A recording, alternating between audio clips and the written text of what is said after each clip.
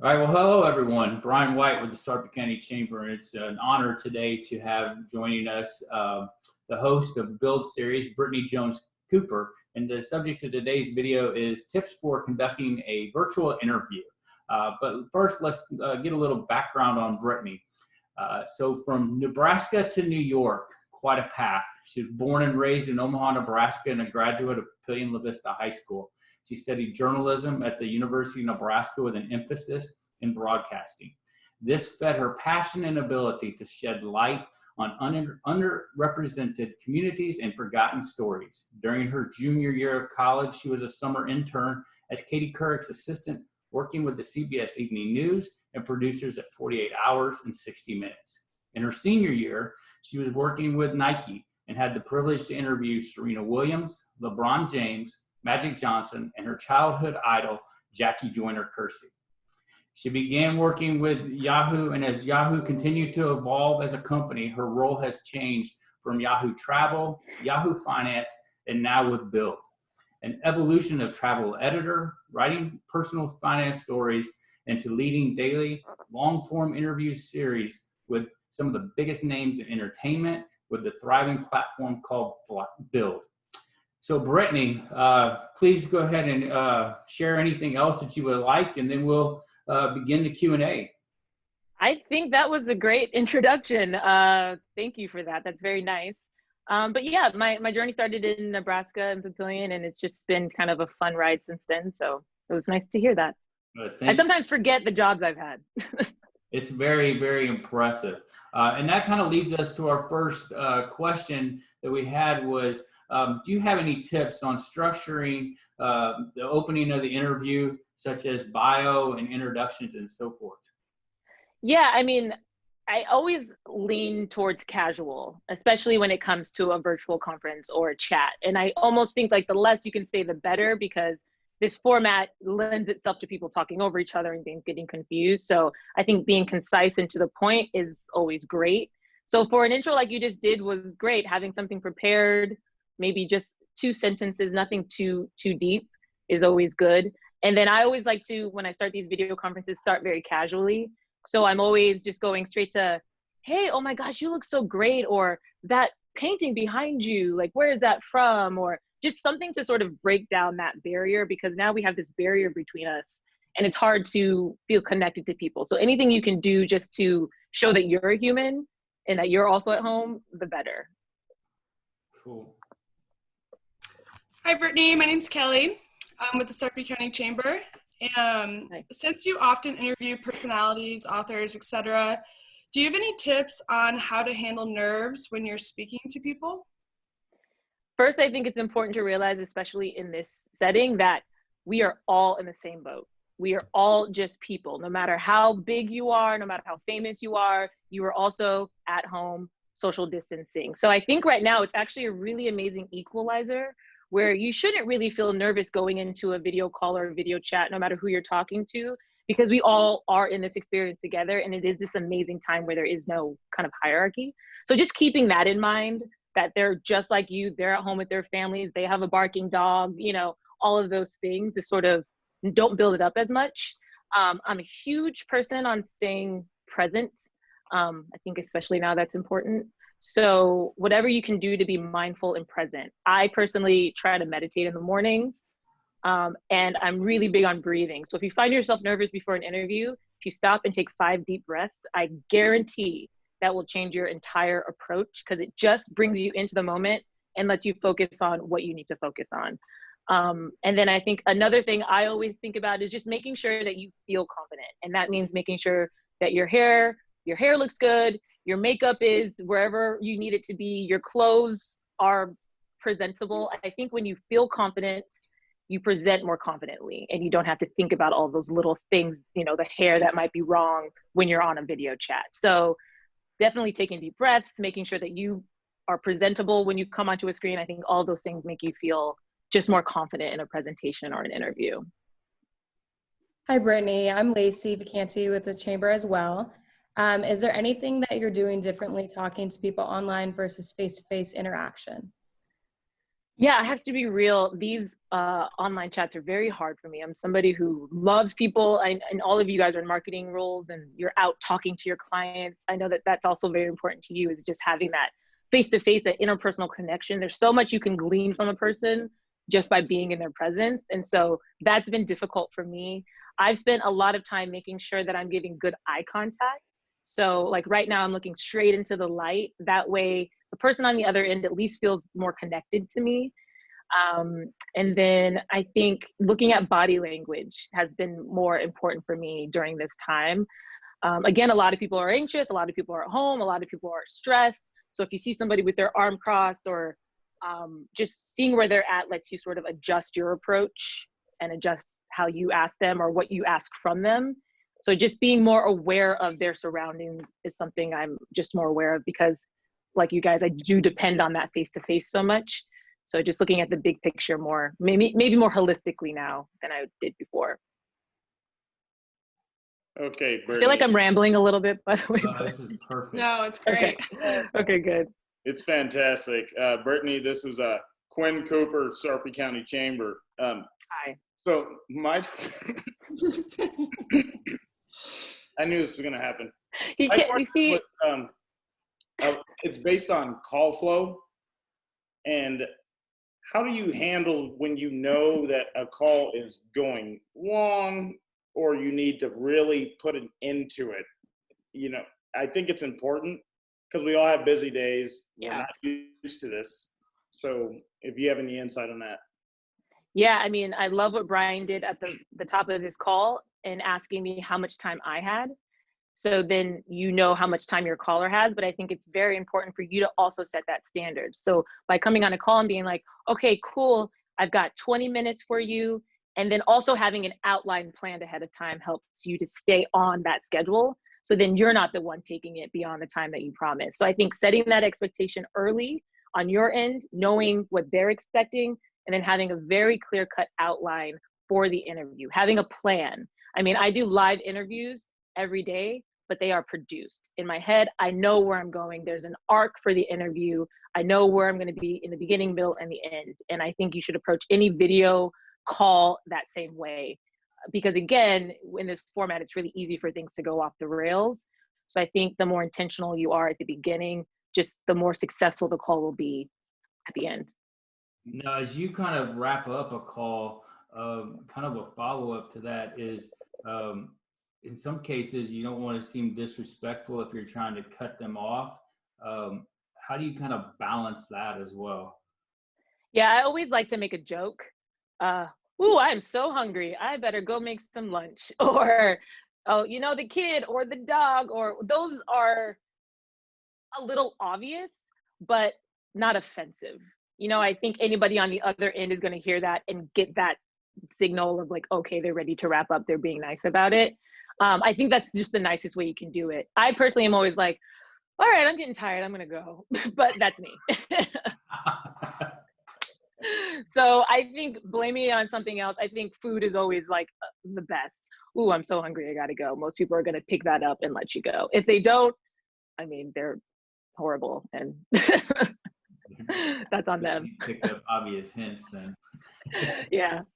We got to be aware of obvious hints in this place where we're at, and being sensitive to people's needs and kind of where they're at. No, you had mentioned in the beginning too, talking about your background and the environment and kind of being able to, in the introduction, potentially driving something to, you know, make that personal connection. And you can see that I have a virtual background. What's that kind of balance like? Is it a distraction? And then probably have a couple of follow-up questions along that lines as well. Yeah, I mean, everybody looks good here. Quinn's a little distant and the lighting's a little off. So I think the first thing is framing. You don't want to be too close. You got to be kind of like belly button up so that people can really see you.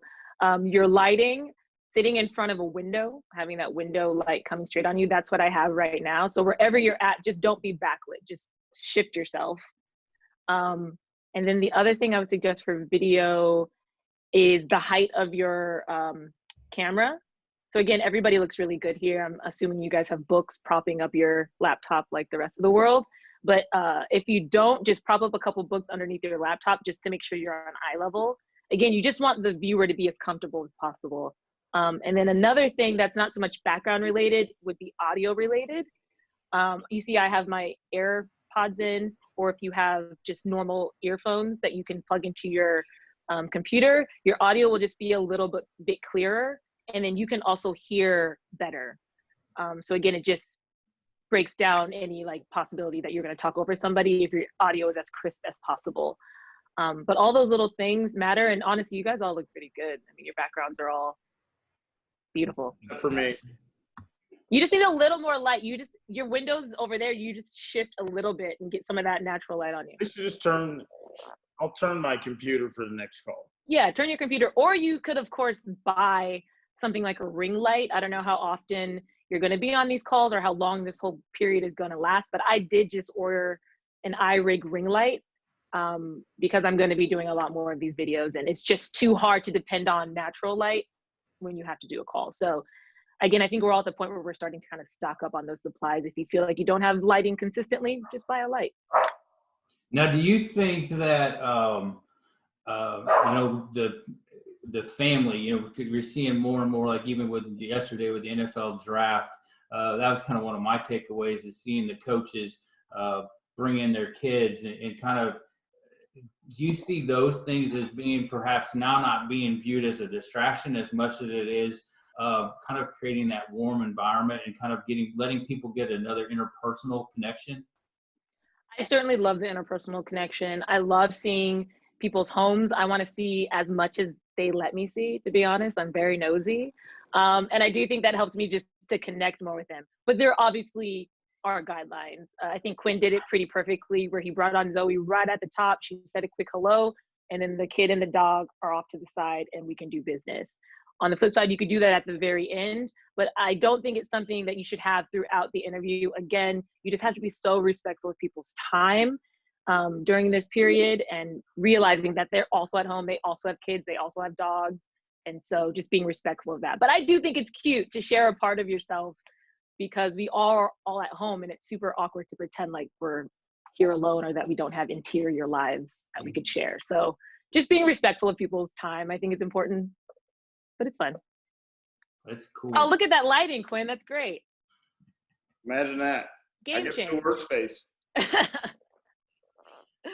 Does anybody else have any kind of follow-up questions or anything that we've covered or kind of spawned anything? No, I guess one just little small thing that we're all probably thinking about. How's New York, going through this time of the COVID? Have you seen I Am Legend? Yes. Yeah. Feels a little bit like that. The energy is super flat. This is a very dynamic city, and you can go out and you can like feel that. You just go outside and it feels very apocalyptic. And the weather hasn't helped because it's been very rainy and overcast. And so the vibe is weird, but the community is strong. So when you go out to the stores or when you talk to your neighbors, or like, everybody is so cohesive and everybody's on the same page and very unified. So that feels really great. And then at 7 p.m. every night, the whole city starts applauding and clapping for the hospital workers who are changing their shift. So you can guarantee no matter what you're doing at 7 p.m., you can hear everybody and you join in, and that feels really good. So it's a weird city, but also like, we're New Yorkers and we can kind of deal with anything. I don't know. It's like the city sort of beats you up so much that we're just sort of like, all right, we got it. We could deal with this. It really kind of drives everybody to just being really tapping into that resiliency that's important for everybody. Yeah, and I live in Harlem. Quinn's been to my place. He's met my landlord, my neighbor. I mean, I have a nice little kind of community here and a nice neighborhood feel. So that's been important. If I didn't have that, I might have been back in Nebraska already. But I have good people here, so it's been okay. Cool. We want you back. Harlem been hit hard? I don't know numbers wise. We do know Black and brown communities have been hit harder. So I would assume that Harlem has been in that statistically, but My neighbors in my community, I haven't really encountered anybody who's died or had like a very severe case. Just mild cases, luckily, right now. Yeah. Weird times, guys. Very good. So before we kind of wrap up, just kind of want to, do you have any kind of final thoughts for us? Yeah, I think just be yourself. And again, I'm talking to people who are already good at that, who are already used to going out and having face-to-face interactions. And I just think that's so important. A lot of people get in front of a camera and they turn into a completely different person. There's no need for that. You know, just try to be yourself as much as possible, try to make eye contact as much as possible, and try to bring as much as yourself to the interaction. And I think everybody will be happy at the end. Cool. Again, anybody with the rest of you, Kelly, Lacey, Quinn, have any kind of final thoughts? My final thoughts, just a thank you for doing this. It's going to be something that we can use to just keep our membership in the small businesses that are struggling, since 80% of our businesses are small, and they are really the ones that are struggling. They will be able to hopefully use this as something that they can learn their new normal. So I just want to thank you for that. Yeah, I love that. It is a new normal. It doesn't have to be negative, you know, it's just where we're at right now. So I love that approach. Yeah, I mean, I really like the meditation tips, especially. I think that's something that a lot of people overlook. So stating that, I thought was a really good point to, you know, point out. I'm glad. You know, I think it's super easy when you're on a call like this and there's a lot of different screens to sort of zone out and to just not pay attention. And then all of a sudden you're like, oh crap, I don't know what we just talked about. And I have personally found that being more mindful helps me to just pay more attention in these work meetings, these video meetings, because I'm not somebody who's naturally good at them. Like, I get distracted very easily. So being mindful is something I think that can just help you stay a little more in it. That might be a Cooper trait. Oh yeah. We do our own things, you know? Yeah, talking to you, I feel a lot more relaxed. So I'm like a person who gets all tense and is like worried about, you know, I just have a blank wall. I'm in my bedroom right now, but yeah, the whole just being relaxed, being yourself is really helpful. Good, I'm glad. Yeah, thank you. We're all in the same boat, so it's like it's awkward for everyone. Yes, thank you, Brittany, for joining us, and so and everybody else who has tuned in to watch this video. Thank you. Thanks, Brittany.